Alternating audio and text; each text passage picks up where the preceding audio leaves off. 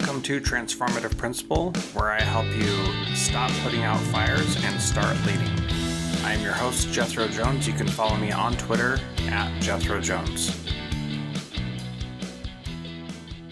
Welcome to Transformative Principle. I am your host, Jethro Jones. You can find me on all the socials at Jethro Jones. Transformative Principle is a proud member of the B Podcast Network. You can hear all of our shows, one for every role you have in education, at bpodcastnetwork.com. And today I am excited to have Julie Ulstrup on the program. She is the CEO of Women's Brilliance Collective, and she helps people move from being an educator to doing something amazing. And there's a whole bunch more about her that you should probably know. We're not going to have time to get into all of it right this second, but she's won a ton of awards and she was a top 1% photographer. And you may think that photographers don't make a lot of money, but she has been successful in that. And so we're going to talk about your superpower.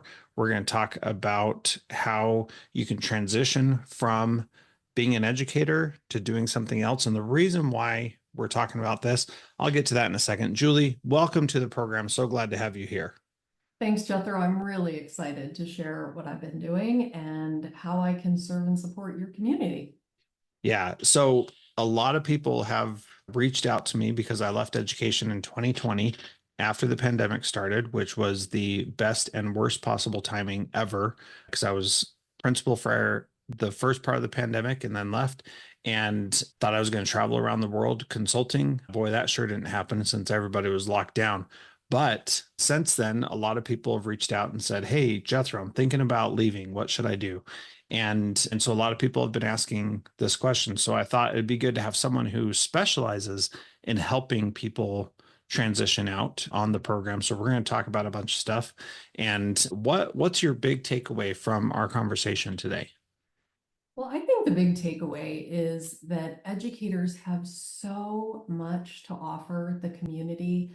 And in addition to creating a business that has a large income, we can also increase our impact, our influence, and really change the world with mission-driven, purpose-driven entrepreneurship in business. I think that as educators, sometimes we get locked into this idea, and it's a great idea because as educators, we change the world. And as business owners, we can do that as well in lots and lots of ways. Yeah, for sure. One of the things that I really appreciate from our conversation is you made me think about increase being three-dimensional and that it's not just one aspect. So we'll get to my interview here with Julie Ulstrup in just a moment. Be sure to connect with her on LinkedIn, which is in the show notes at transformativeprinciple.org. And we'll get to that interview in just a moment. Julie, one of the things that you talk about is helping educators find their zone of brilliance. So, can you talk more about how you help educators do that and how you found yours? Absolutely. So thank you for asking. This is one of my favorite things to talk about, the zone of brilliance. And what I find with educators, and you probably know this as well, is that we are often so focused on creating a vision and helping other people, whether it's our school district, our students, our parents, really bring to fruition their vision and their zone of brilliance. And what does that look like? And sometimes we forget that we have one too. And while education and teaching and all of the things that go along with it are magical and amazing, we also have a very clear and definite zone of brilliance.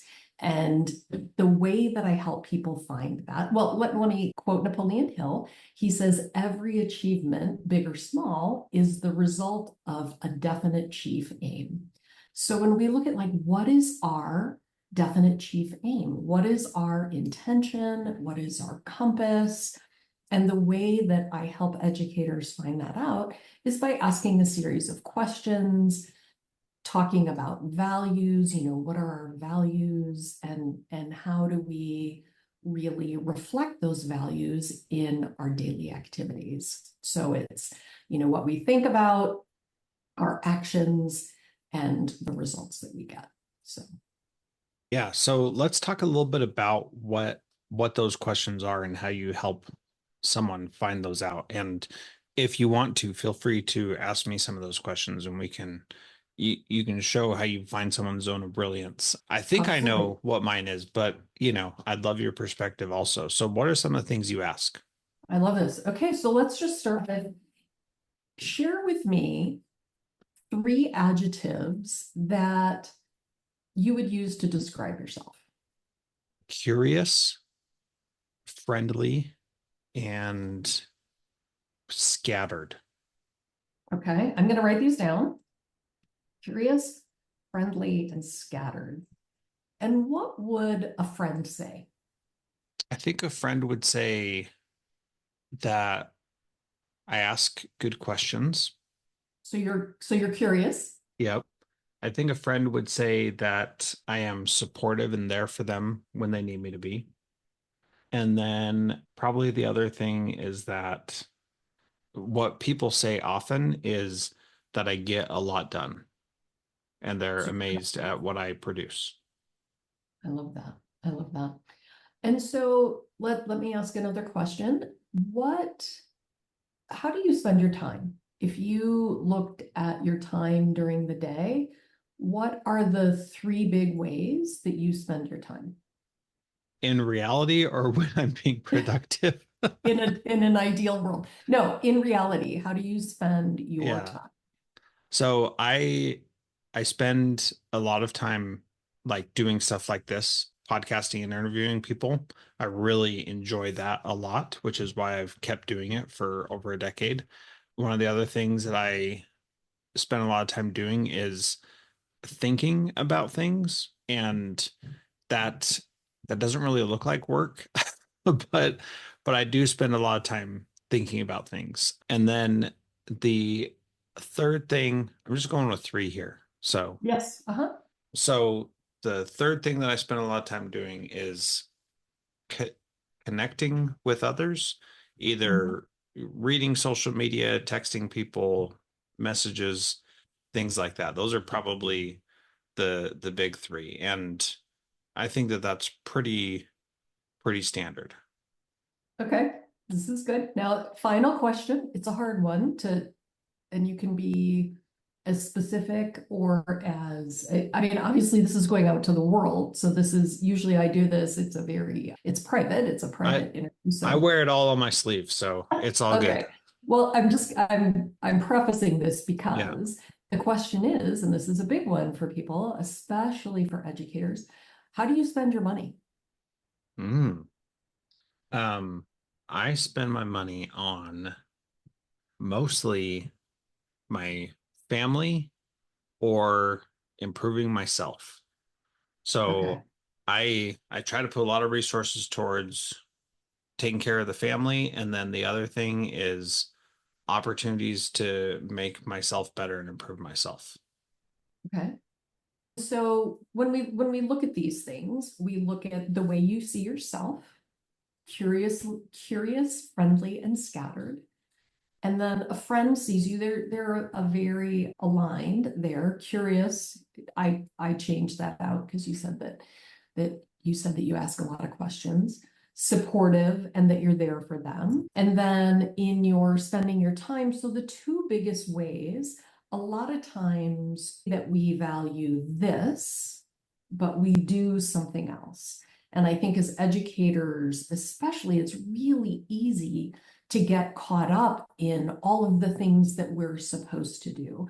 And I think that one of the beautiful things about being an entrepreneur, a CEO, a leader of a company, is that we get to choose how we spend our time, right? We get to choose how we want to be in our zone of brilliance. And so what you're saying is you spend your time podcasting and interviewing, thinking about things. You know, when you said thinking about things, that reminded me of something that I read, that the great thought leaders, I mean, like Isaac Newton and throughout history, have all spent a lot of time what looks like doing nothing, right? And that's the part I think that you're referring to, the thinking, and then connecting on social media. right? Those are the ways you spend your time. That shows huge, part of your values are huge. And then you spend your money on your family and self-improvement. So when you look at those things all together, compiling all of those, where do you think that your zone of brilliance is, given that information, how you spend your time, how you spend your money, the way you see yourself, and the way others see you? Hmm. This is good because I have been thinking about this a lot. One of those things where it doesn't look like I'm doing anything, but this has been weighing on me heavily. And I would think that my, based on those things, my zone of brilliance is really in people, helping people get their big impact or their big vision out to other people. That that is what I have found. And in fact, just this morning, one of my friends reached out and said, Jethro, I'm doing this thing where I want to start a podcast, but I don't know where to start.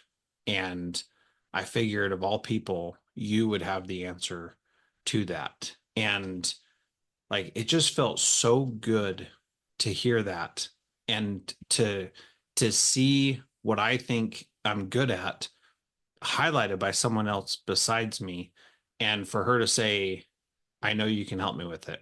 How do we do it? And like that, I felt like I really respect her. I really appreciate her friendship. And I felt like it was an honor to be able to help her do this. And it wasn't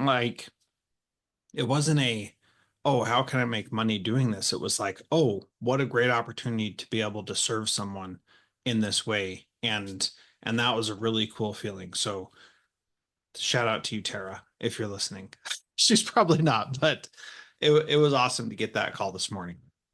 So this is great. Like that, and for people who are listening to the podcast, I'm nodding my head. I'm vigorously saying yes, yes, yes. This Jethro's talking about all of this, helping others get their impact out in the world. And when we talk about growing a business, it's about impact, influence, increase, and income. And those are the ways that we live in our zone of brilliance. And you saying that you feel really good that you're a resource, that you're helping, that's your zone of brilliance. We know that when we feel it inside, when we feel that, oh my gosh, it feels so good to help others. And I think that's one of the things that sometimes entrepreneurship and business gets like a bad rap, because it's like, oh, well, you're making money. And it's okay to make money. It's okay to make good money. And I think that's a place that sometimes educators especially can get caught up, and really shifting that, like, I serve, I serve in a really big way, and that means I also deserve to receive. And so there are the mechanical pieces that we talk about. And when I say mechanical, I mean, business strategy and processes and things like that.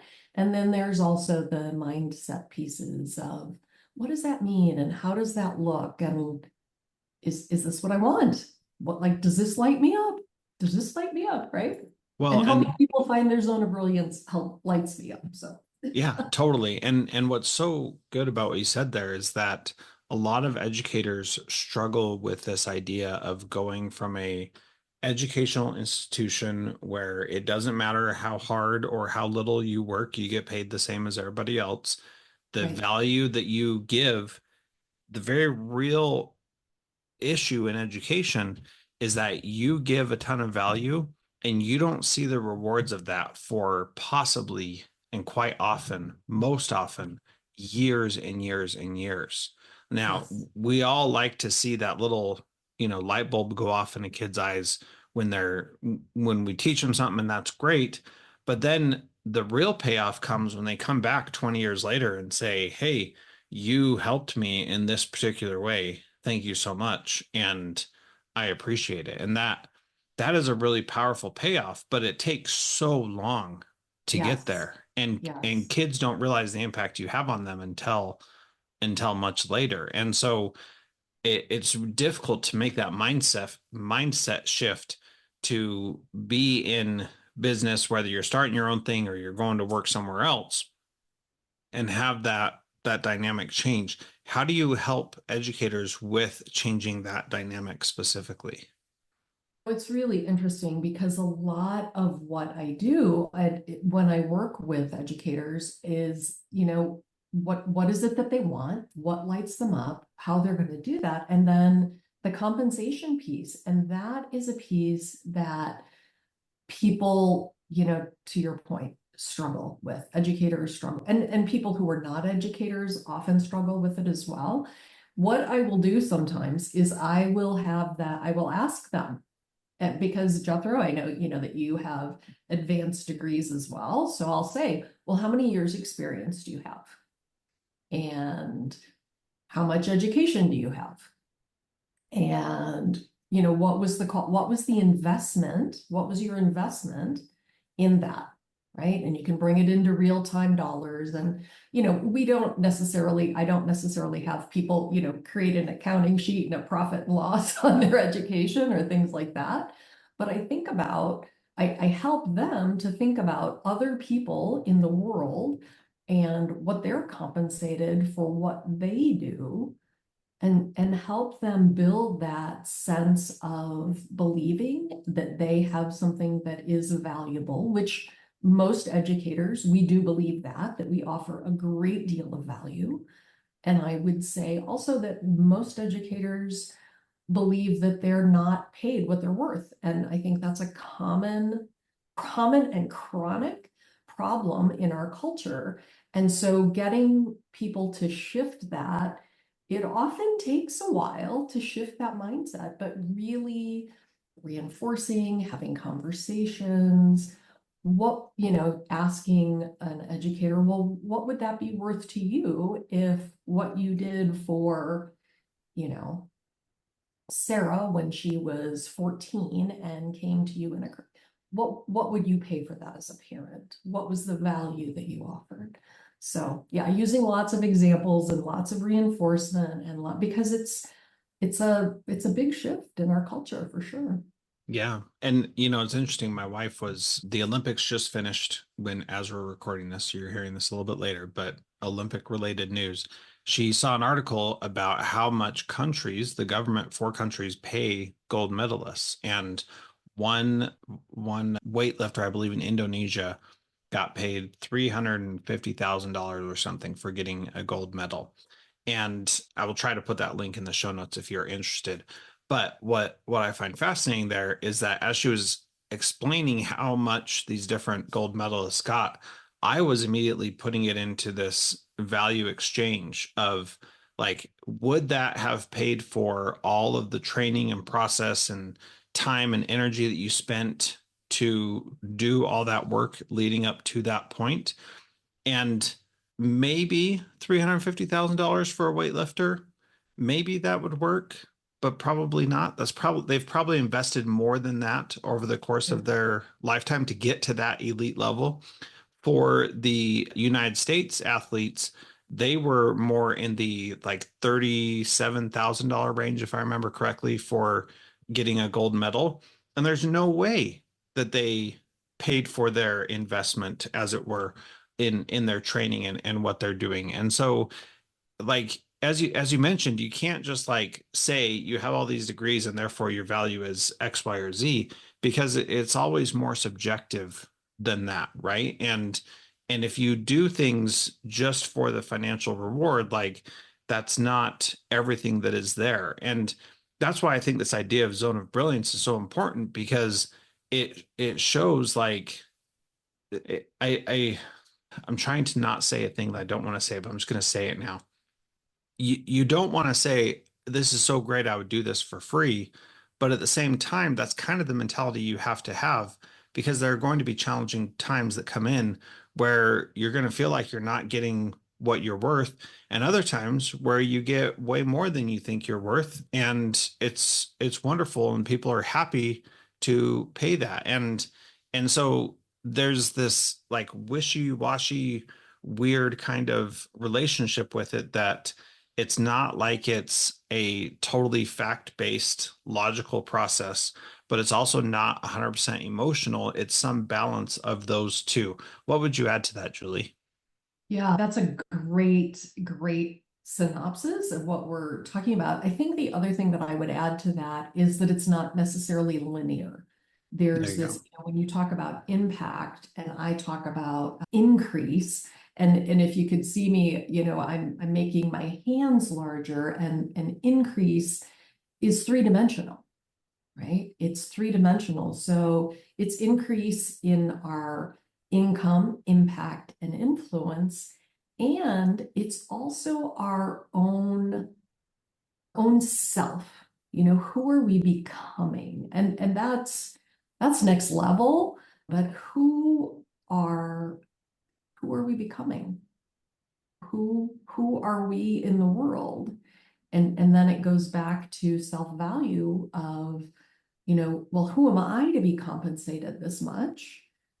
Who are you not to be compensated this much Well, in all of those areas? yeah, and that comes back to this idea of your identity and who you are. And too often in the world right now, we focus identity on your sexual orientation and your race, and maybe your religion or your political affiliation.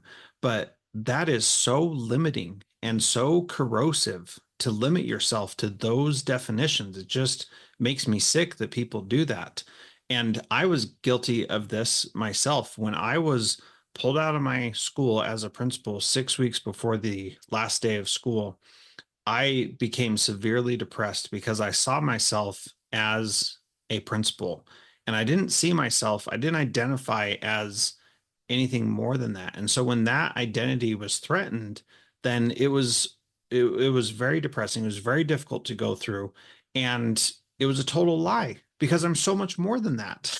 Yes. And and I just thought that's my identity was so built on that. It was just a total waste. And as I've been working on that and processing through that and trying to define who I am in a more healthy, holistic way that's not narrowly focused on my job or my career or my political affiliation or anything like that, then I'm finding that work is just something that I do. And when I focus more on who I'm becoming, like you're saying, I find a lot more happiness and joy in the things that I'm doing on a daily basis.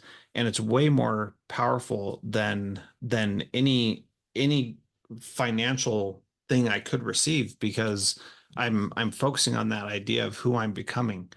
Does that make sense? What would you add there? Yes, 100% it makes sense. And when I think about this very specifically for you and what you just shared with, your story about being a principal, you've always been probably at some level helping others get their impact out in the world. Hmm. Did that Yeah. as a principal, and that, sometimes things like that will change.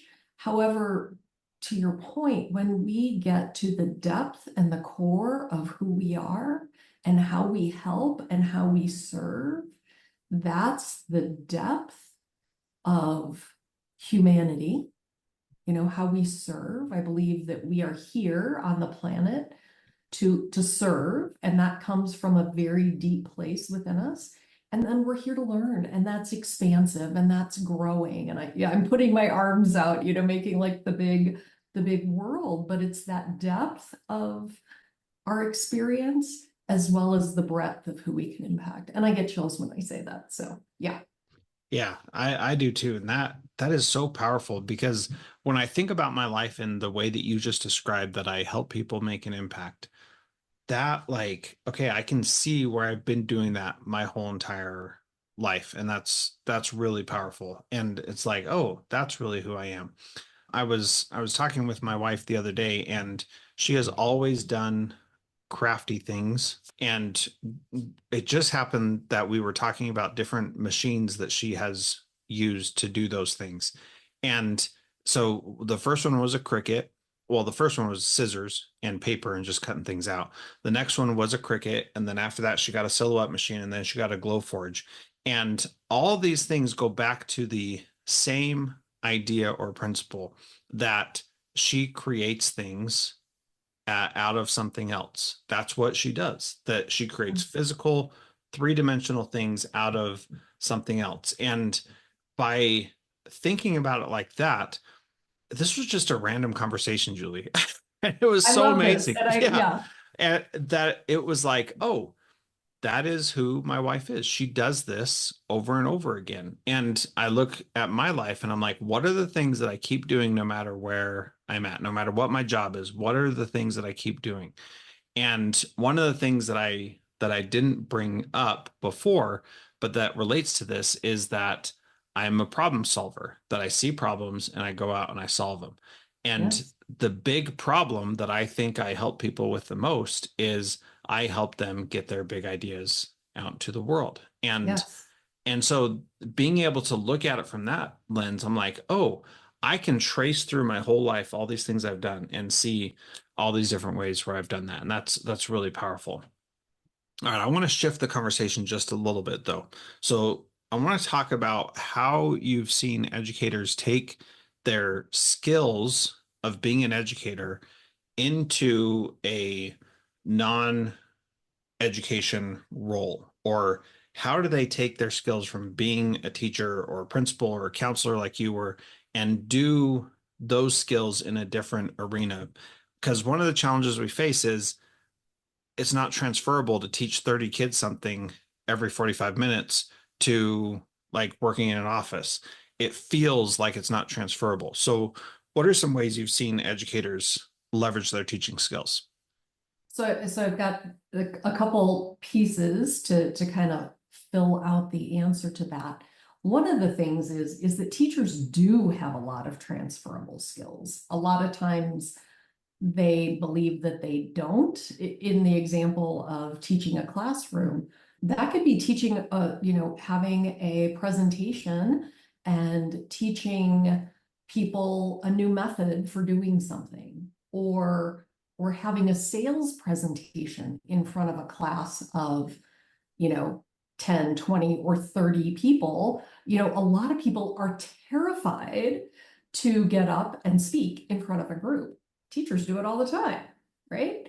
I tell one of my clients all the time, I'm like, you were a kindergarten teacher. I'm like, you were in sales every single day that you walked into the classroom. Any More so than level most people. Yep. Yeah, every educator does that. So there are lots and lots of skills that are transferable, and figuring out the parts that you really love, again, because when we act in our zone of brilliance, and when we're saying, what is it that I love? And I'm going to get to a really specific example. But one of the other things that you brought up was, what your wife does with her crafting, and then what you do in helping others get their impact out in the world. On my YouTube channel, I feel like it was kind of a big video for me, but I talk about, that Simon Sinek is wrong. We don't start with why, we start with what. And even deeper than that, we start with who. And I've got one for that too, who we're becoming. But we start with what. What is standing in front of a classroom? What is that? It's teaching. There's also a sales part. There's negotiation. There's so many different pieces of it. Okay, so one of the biggest transformational things that I've seen, and I don't know if this would be the biggest, but I've got a client who helps people build other schools. She helps people build schools. And so, and her clients, they're starting to work with her. So she sells 5-figure programs, so that's 10,000, 20,000, $30,000 program. That's a big shift in her identity of who she is. I also have educator friends who, one was an art teacher, and I started my career as an entrepreneur as a photographer. And I always had the belief in my mind, educators don't make a lot of money, either do photographers. My friend who used to be an art teacher, in fact, I did make quite a bit of money. I do make quite a bit of money as a photographer, just to be really clear. My friend became a sculptor and she had tremendous financial success very quickly. And in addition to that, she helped make people live really joyful lives. And there's an impact with that. There's a real feeling of satisfaction and a sense of self, like, I help people really love their home or their yard. With me, with my portrait work, I did not have the connection of how I could make an impact and be a woman of increase as a photographer. I was like, how does that even work? And when I realized that, that's when it really, helped me get aligned, like you said, helping others get their impact out in the world. The thing that I realize about myself is I have always seen things in people that they don't necessarily see. And I help them see that in themselves. And so, yeah, those are just a couple of examples of different people in different ways that, Yeah, educators can do anything. I totally agree with that, and they really can because they have these experiences and so much interaction with other human beings more than probably any other profession in the world. And no matter what you're doing, you're interacting with other humans, and you're like, there's just some really deep, powerful things that people learn and experience that you just can't get in any other way other than by experiencing it, and those are really valuable insights. Okay, what other questions should I be asking right now? Because I feel like I've asked a lot and we've gone in different directions, but what else should we be talking about right now?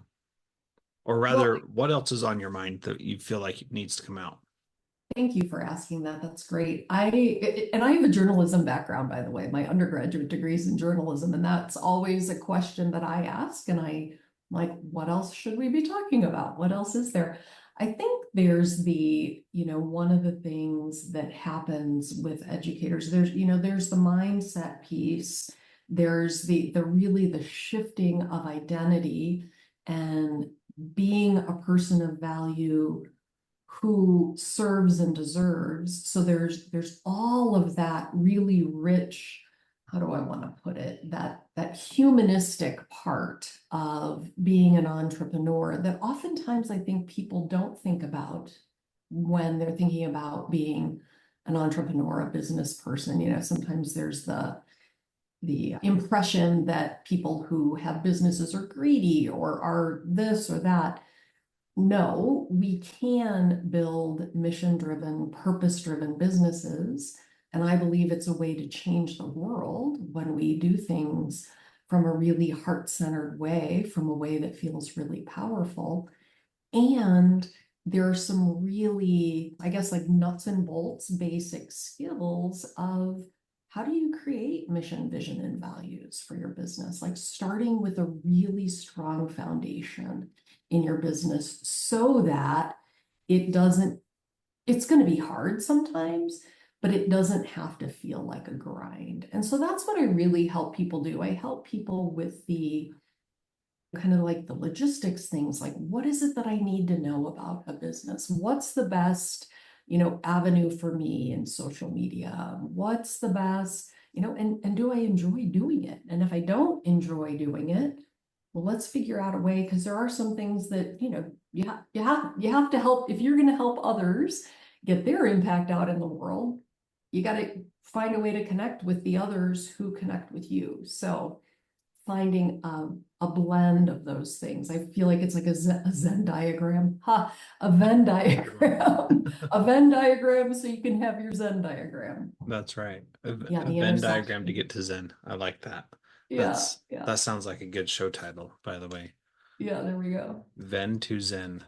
Okay, there we go. We'll see if that makes the cut or not. So the last question I ask Julie is, what is and like keep in mind where we're at here. So, as I mentioned in the introduction, the reason why I wanted to talk to you is because so many people are thinking about leaving education and are afraid of what it looks like on the other side. They're nervous about doing something different. So, I think so. The question I usually ask is, what is one thing that a principal listening right now can do to be a transformative leader like you? But I'm going to adjust that a little bit, and I'm going to say, what is one thing that someone can do to find their zone of brilliance on their own? What should they sit down and do between now and 1 week from today to get more clear on that? So the first thing I would say is I would say do it before you go to bed tonight, or in the next 24 hours. And I would sit down for 5 minutes, and I would use this quote by Sarah Blakely that that I got when I ordered a pair of Spanx that says the biggest risk is not taking a risk. And journal about that for 2 minutes. And then take another 2 minutes, journal about an affirmation that I use every day. So this is something that, all of the listeners can use. I serve and I deserve. And what does that mean?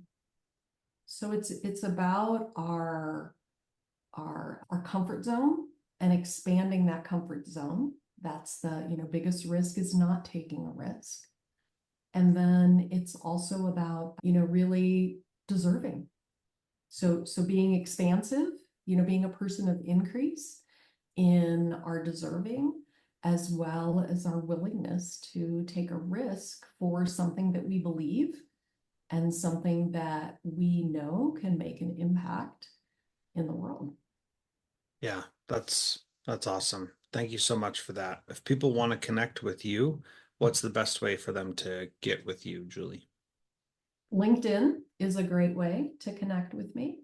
And I think we're going to put my link in the show notes to set up a call. I'd love to just, I'm going to help you see, is this something that even piques your interest? Does it sound terrifying? What are you good at? Just help answer for the listeners, like, how can I support you? What does it look like for you? Very good. Well, thank you so much for being part of Transformative Principal today. I enjoyed this conversation. I hope people will check out your YouTube videos, which we have in the show notes, and connect with you deeper. Thanks so much for being here. Thank you. It has been a pleasure and so much fun to get to know you.